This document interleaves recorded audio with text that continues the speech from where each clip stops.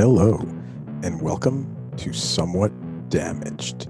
Don't worry, you're in the right place. I'm still your host, Greg Alperin, and while the name may have changed, the unhinged and unfiltered comedy stays the same.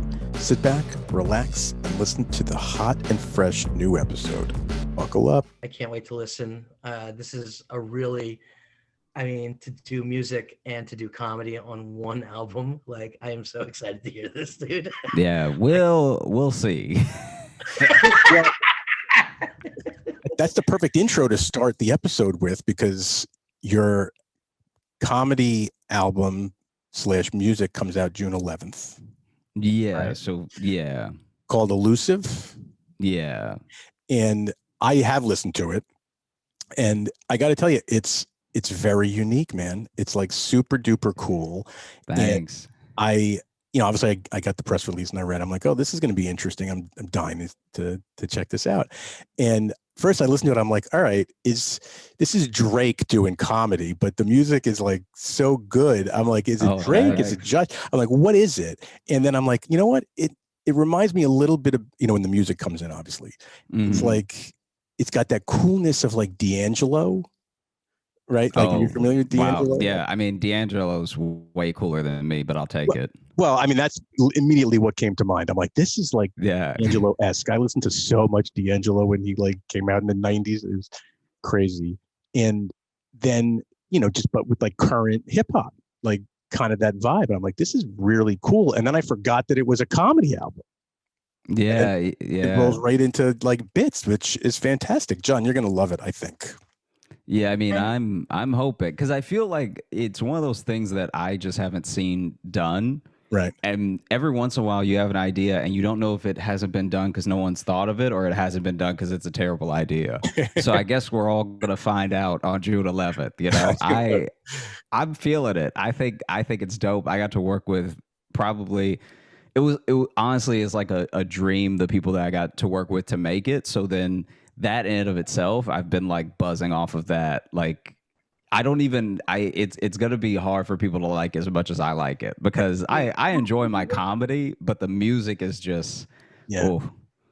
So who did you work with? Like, that was one of the things I was going to ask. Like, who you work with the music? The executive producer on it alongside with me is Mike Realm, who is in LA, and he's done like music DJing and music production to, I guess you could call it, to visuals for years. Like, that's actually how I came across him. Was in college, I saw something that he did and I just thought it was so cool. And it was in that sort of era of people doing like super experimental music videos and everything. Right. And so his I'm trying to remember the name of the song, but he worked on this song where basically the music video was all in reverse. So you're seeing the story play out, but you're also seeing it play out in reverse. Yeah. And I just thought it was so cool because, he was taking something that had been kind of done, but was doing it in like a very specific way.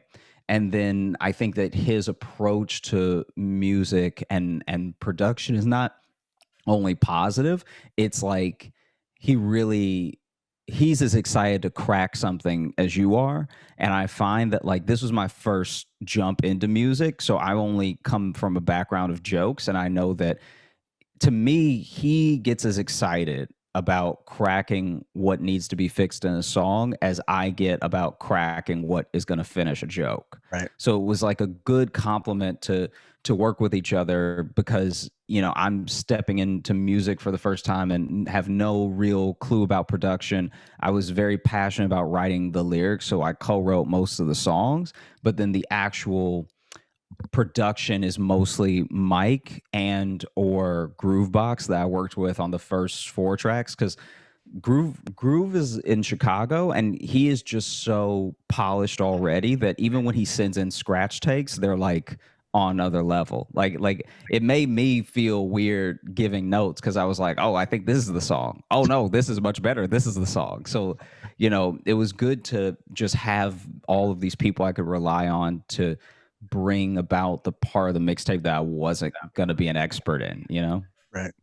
Yeah. I mean, it's just so good. Like, how did you decide how to mix the music into the album with, it's predominantly jokes, of course, in bits. Yeah. But, like, how did you decide how to track it?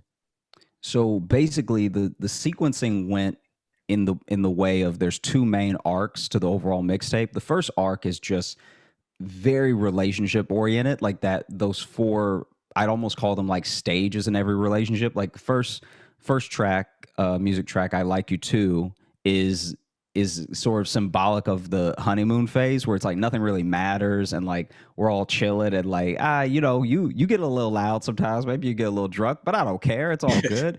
And then the second music track, "Way You Are," which is also released as a single, is more about the feeling of finding out, like not only are the rose tinted glasses gone, but now you're actually finding out it's like, oh, you might low key be a monster, like this you might be a bad person. I have no idea. And then as we get into the third and fourth track of that first arc, still done by Groovebox, it's more about figuring out if you want to stay and then deciding what that means.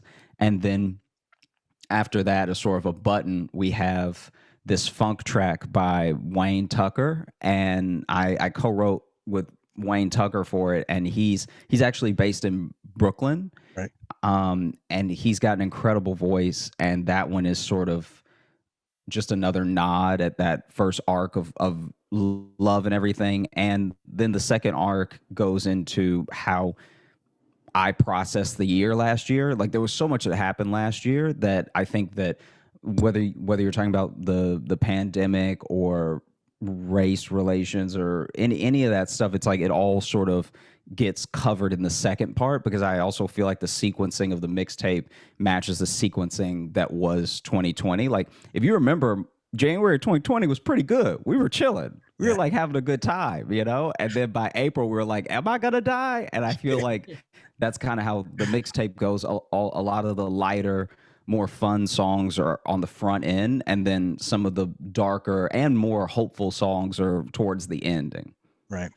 I mean, Josh, this sounds really thought out. And, both the three of us work in comedy.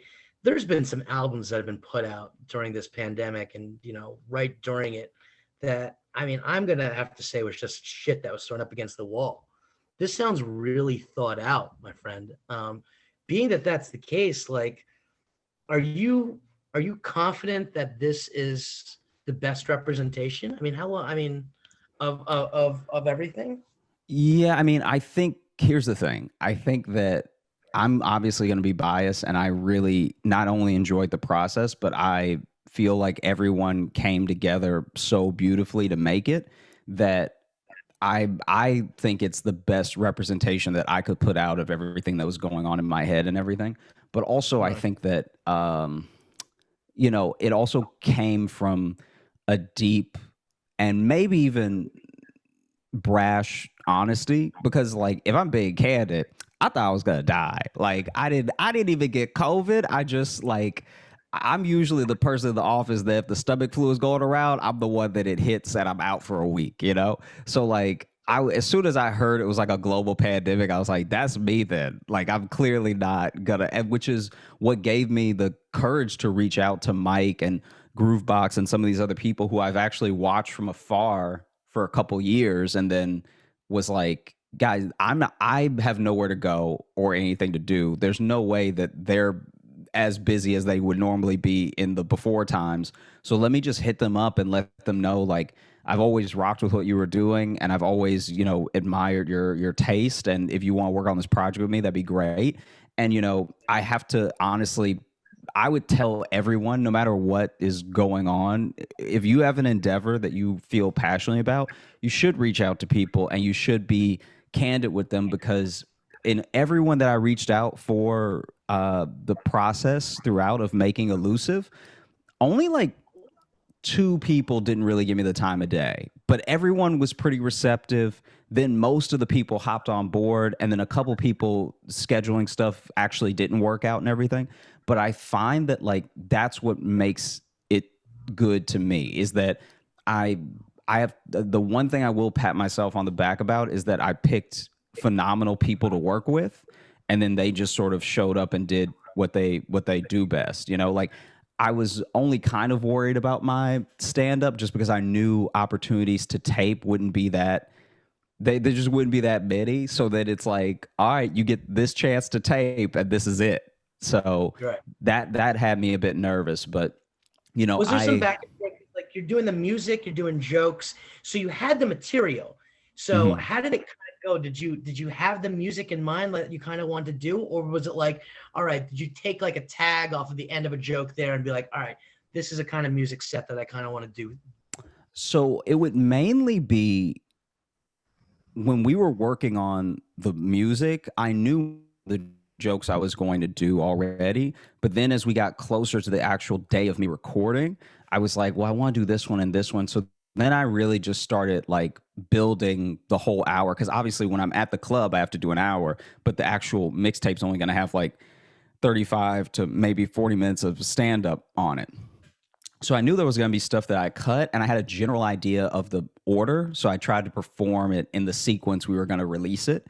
But past that, I think that overall, I had a general idea of like, I think these songs go in this order.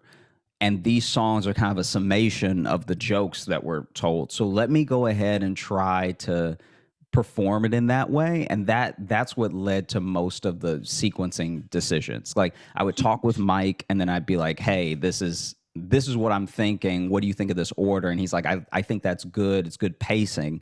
And then I took the jokes from there. So how's the live show? I mean, listen, I mean, we're going, I mean, are you gonna do the album through kind of like you go, set, music, set, music, set? Like, are you gonna be kind of doing that on stage now while you're touring this? Have you even decided? It depends, because I think that for the most part, we're probably only going to do a New York, Chicago, and LA show and try to make those really big, because that's where everyone's from. Like Groovebox is in Chicago, Mike is in LA, Frankie Tsunami is also in LA, and he worked on a track that hasn't been released yet, which is a remix of his original song. And so that's kind of where almost everyone is. Like Wayne is in Brooklyn. So we're probably only going to do that in those three places.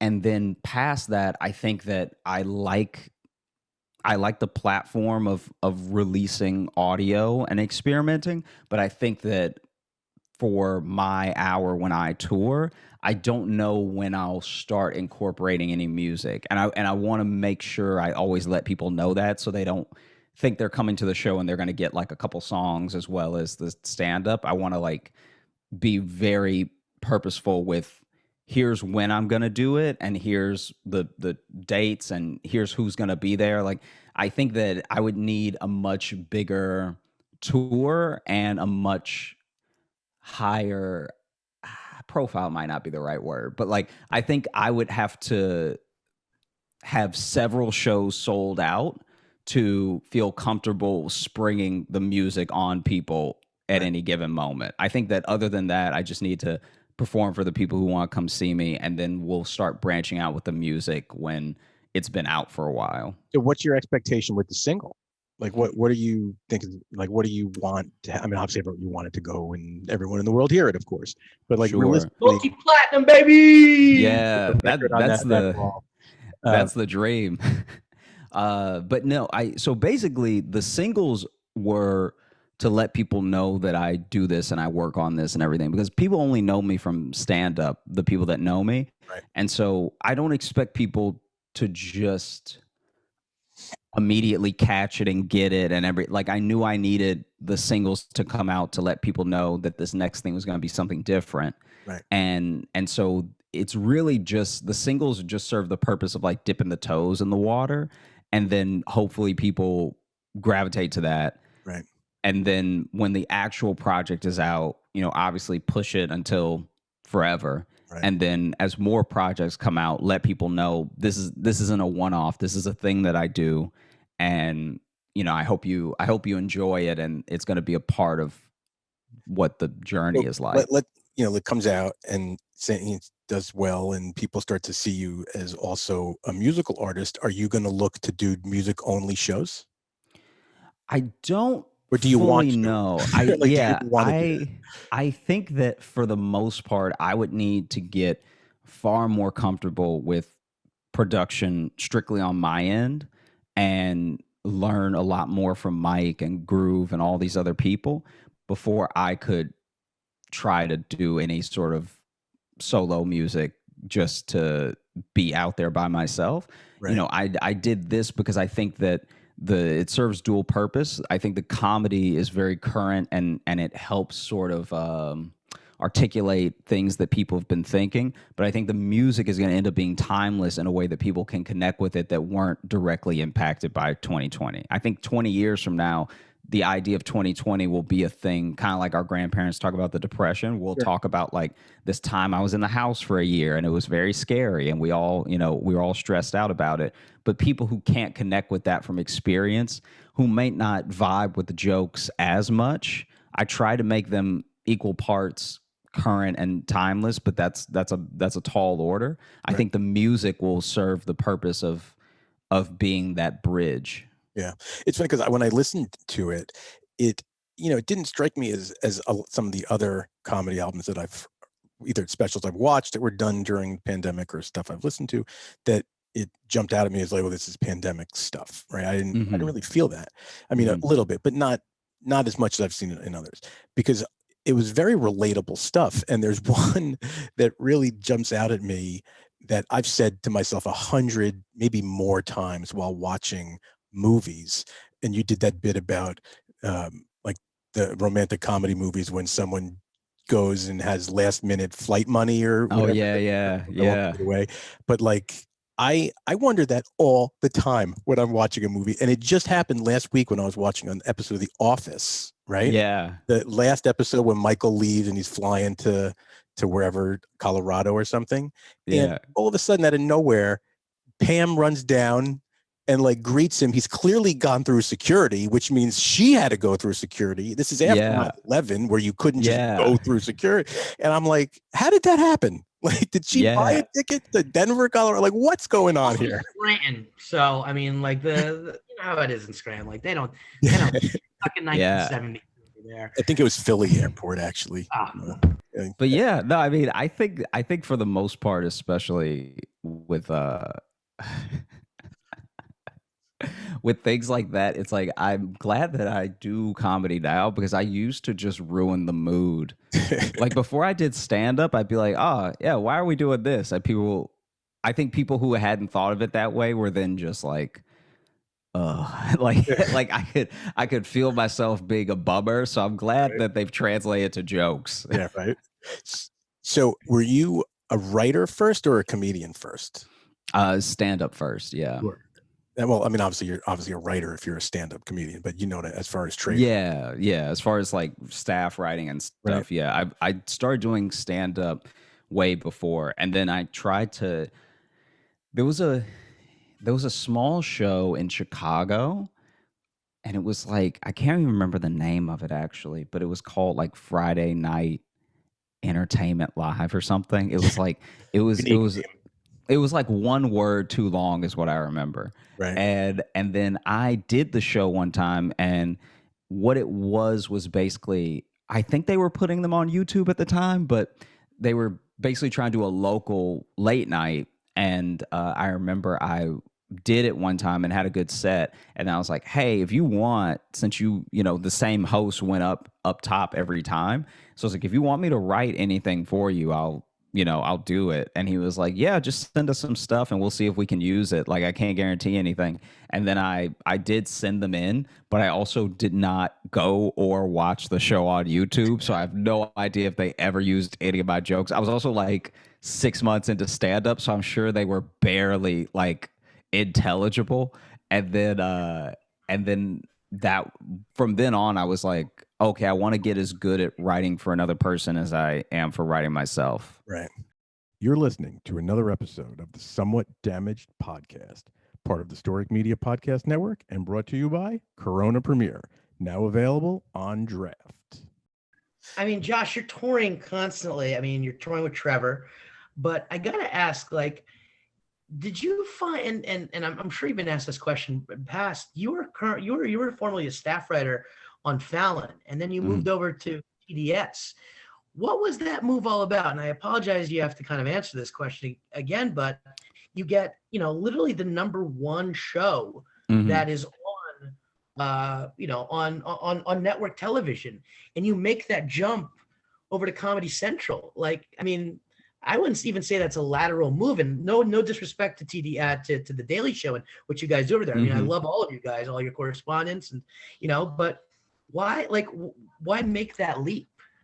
So basically, this is also why everything works out in the end. I need to believe that, but like I got an opportunity to be in a pilot um for Comedy Central, and I was still writing at Fallon, and then I was like, "Oh, I really want to go do this pilot. I really want to, what all this other stuff." And so I was like, I'm going to do it. Let me go ahead and jump ship and like see if this pilot works out." And I still had a great relationship at Fallon, which is actually how I was able to do stand up after I left and everything.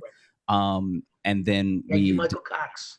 yeah, right. And then we did the pilot, and I sort of waited and was like maybe a couple months later, I was like, oh no, because it was one of those things where It was a good pilot, though. I loved it. it That was with will. Luke, right? Oh no, that wasn't even that one. I did a Oh, wasn't that pilot. one? Yeah, I don't know if anyone will ever see it. I did a pilot with Chris Red and Jack Knight like before any of us really had our stuff. And so it was Right. like it was one of those things where I was like, man, these are some of the funniest people I know. They're also my friends. I really hope this show works out because I'd love to be spending time with them all the time.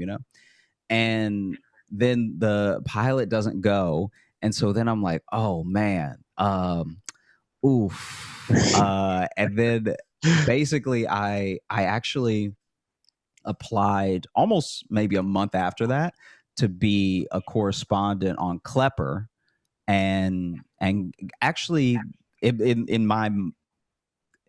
my history of auditioning and stuff, I actually got pretty far. Like I got to, come in and screen test and everything, which I'm so happy about and like grateful for, because then that is how I got to meet some of the producers from like not just Comedy Central, but also people who work on Daily Show. And then they were like, you should really do a Daily Show packet as well. And I was like, oh, okay, yeah, I'll do that. And so I sent in that packet, and then didn't get the Klepper correspondent job, but then got an interview at Daily Show, and then went in and had a good interview. Or I guess I had a good. They may have hired me in spite of my interview. I have no idea. And then start working there. So yeah, that's kind of the journey from one to the other. Right. It's crazy, but like, I mean, I remember when you were still writing at Fallon and you were kind of like working, you're working our club and things like that. But now you're on a bigger stage, and I mean, you're touring with Trevor and things of that nature. I mean, you're about to, you're embarking on like these literally Madison Square Garden shows. But are you more nervous about doing those or doing your music in front of, like the Bell House? It's weird. I think that I would still say MSG and the big shows like Staples Center and stuff, because the music is not me having to perform it, because I worked on it and co-created it. It's more a baby that I can let someone else like enjoy the shine from, because it's as much theirs as it is mine, and then they also deserve all the credit of performing. So I'm just so excited to see them go up that I'm not really, there's actually no nerves that go into the music. And even if, I had to accept a long time ago that you have to be open to all possibilities. And I had to accept a long time ago that, like, look, maybe people won't like this, and that has to be fine. And if nothing else, I've spent my own time and money in a year that was pretty tumultuous to make my favorite playlist. Like that's kind of what this has also ended up being. And so I can never have any bad feelings, whether they're fear and anxiety, or sort of like anger that people don't get it or whatever. I can never really have those feelings, because everything that I wanted to create got created. And so that in and of itself is like such a gift that I think that, I'll be rocking it forever. And then if people want to hop on, they can. And if it's not for them, I totally get that. But I think that it's been one of those things that I've only really been excited to share with people, whereas other things I do get nervous because when it's just you, oof. Yeah. And then they don't laugh at you. Oh God. Oh, they reject you to your face in front of you. Oh man, that's you want to die. 30,000, not even just silence. Yeah, right. But that doesn't happen with you, Josh, because you're a fucking professional and you're amazing. The B bit that you were working out in the park, and then I saw it again finally live. I was like, I mean, I love it every time. Dude, fucking one of my favorites from the summertime. And then like it's just great to see the trajectory. The last question I have for you, actually, and please don't. Are you prepared for the people to make the parallels between you and, let's say, Donald Glover and things of that? And because to be honest with you, I've never, besides Bo Burnham kind of doing music and comedy, but be doing musical comedy, I've never really seen this kind of, and to put it on the same album. Are you okay with that kind of parallel that they're putting you in? Yeah, I mean it's a hard parallel to get upset about, but it's also, I think, a parallel that I've been dealing with for a long time. Because even before I started doing music, even when I was just doing comedy, or just when I would talk to people, there was that comparison there. I think that not just in success, but I think in what our independent catalogs will look like down the road, I think that comparison will start to diminish, because I think that he is doing incredible things in some of the same fields, but he also is expanding to other fields that I'm not really in. And I think that I'm going deeper in some fields than he did. So, for instance, I don't know when he'll do stand up again, if ever. And I've been consistently making stand up this entire time.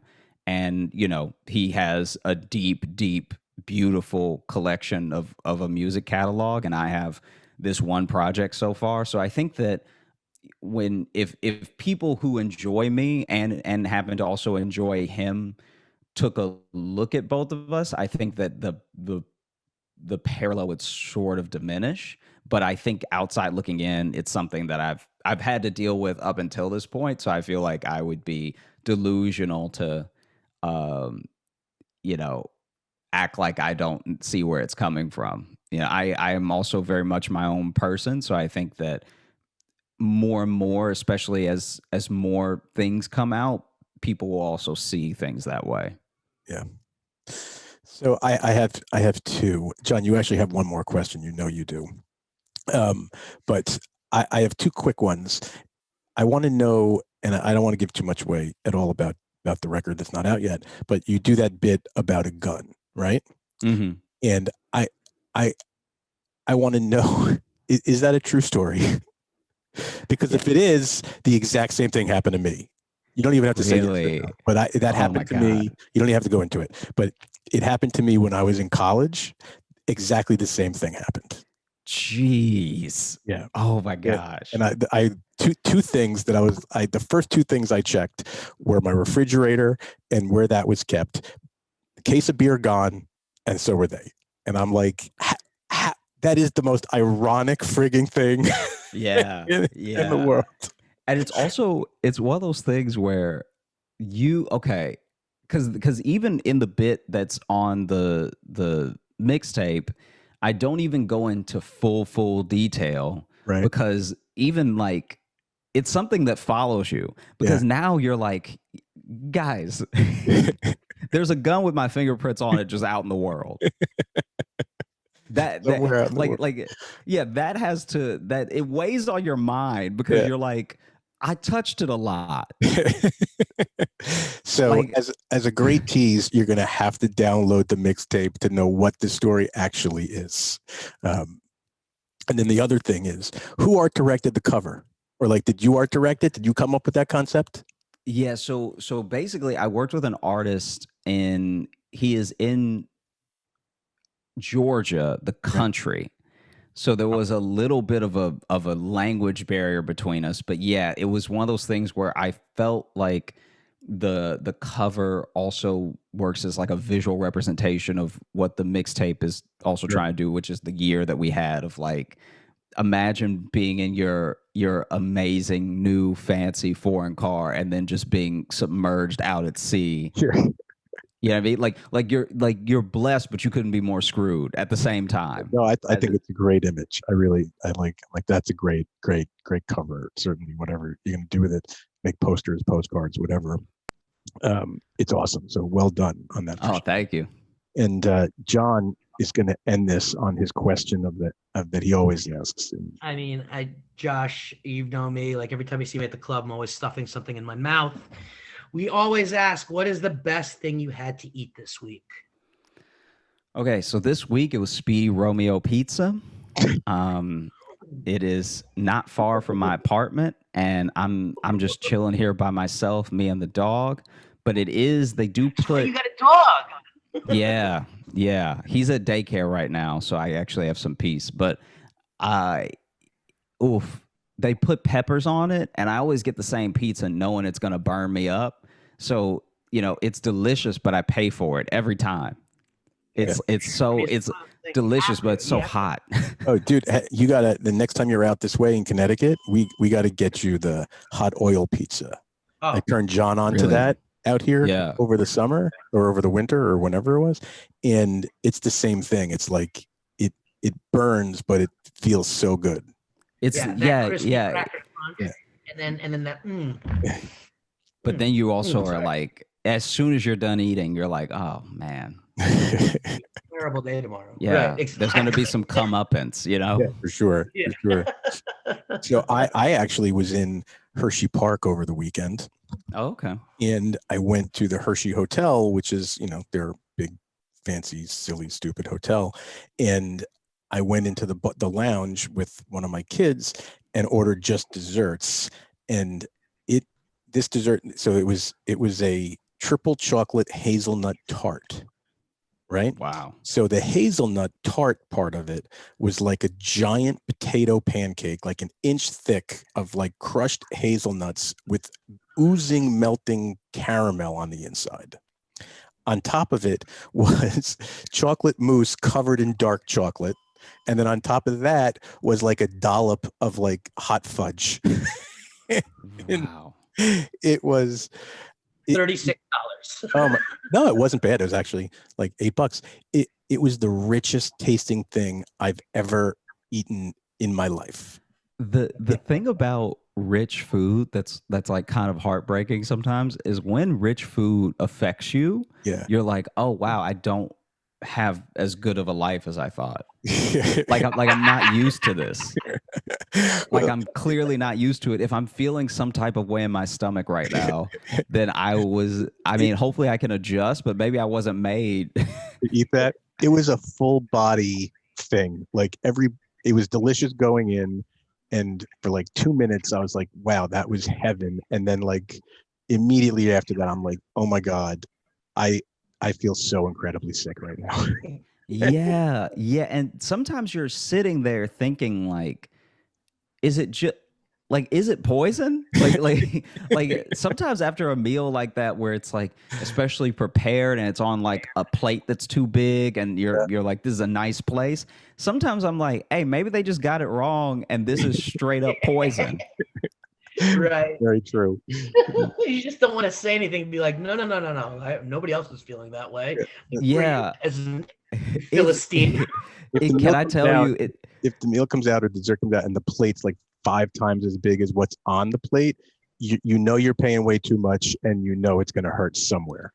It's also the upsetting thing is that we treat nice places nicely. So then if a nice restaurant, if a fine dining restaurant did poison you, you would blame yourself before you, like there was a taco place I used to go to in Chicago after shows all the time. Would take my friends there, everything. And one time it was dingy. It was like it was a spot. It wasn't like you're gonna find it on TripAdvisor or anything. It's just one of those things. If you live in Chicago, you know to go there because it's good. One day, this guy, we're walking in, and this guy walks up to the back up to the register where he ordered and was like, "You poisoned me." And he just sort of says it plainly, and he's like already a bit hunched over. And in my head, I actually did kind of take up for the establishment though, because I was like, look, if you got sick that fast, it can't be this place. Like, right? That's not how poisoning works. Like, no, you're that exact same thing happened to me at a Grateful Dead concert like 20 years ago. Standing in the parking lot after the show, trying to buy a falafel, right, from a person that under no circumstances anywhere in the world outside of a Grateful Dead concert would have gotten a certificate from the health department to sell food, right? Yeah. I'm standing there waiting for my falafel. A dude rolls up and is like, "I ate your falafel before I went on the show, and I threw up the entire show screaming at this guy," and then just walks away. And I'm like, "Can I have my falafel, please?" Yeah. It can't all be poison. Definitely not. But if I did, I would have known. Anyway, John, let's end on what your best thing this week was. Oh, I actually I celebrated my birthday on Sunday, which was nice. Happy birthday. Thanks, man. Ended up, we had dinner with my parents. We went to their favorite Chinese restaurant that's been going through since 1980 called Hopkey up on Mott Street in Manhattan. And I had the fried spicy squid there. Ooh. And I don't think I've had it that good before, but like I'm talking like jalapenos so razor thin, like shredded on top of the squid, and it was like just the perfect amount of heat, and that was just perfection. And then Donnie bought me cupcakes from Magnolia, and that was the best thing I've eaten all week so far. So it was a good birthday all overall. Sounds good. So, Josh, man, thanks a lot for hanging with us. And obviously, everybody should listen to your album when it comes out, mixtape, when it comes out on the 11th, and listen to your podcast, which has one of the more unique names out there in podcasts, called The Josh Johnson Show. Yeah. What is it, Greg? It's The Josh Johnson Show. So, and everyone should listen to it. And that's all I got. That's all I have. Josh, love you, man. Good luck on the album, and looking forward to seeing you at the club soon. But I know that you're touring a bunch as well. So I think you're local here in New Jersey. Is that correct? Yeah, I'll be in New Jersey on the 25th, and then I'm in Chicago from the 10th to the 13th. I'm in Madison the following weekend from like Thursday to Sunday. And then I feel bad because now I've forgotten one of them, but I do have another one, other things out of town that I should have remembered. And then I don't know, when does this episode come out? Monday, this upcoming Monday. This upcoming Monday? Okay, then I have a show called Flex Comedy with my co-producer Hannah Boone that is going to be at the Stand as well. So I have a couple of opportunities to hang out in New York, and the rest is all in the Midwest for the foreseeable month. And then all that's on your website, right? All of it's on the website, yeah. All right, we'll publish all the dates, everything at the website. Josh, thanks so much, a lot. man. Thank you so much. Thanks for having me. Hope to talk to you again soon. Sure. Good luck. Definitely.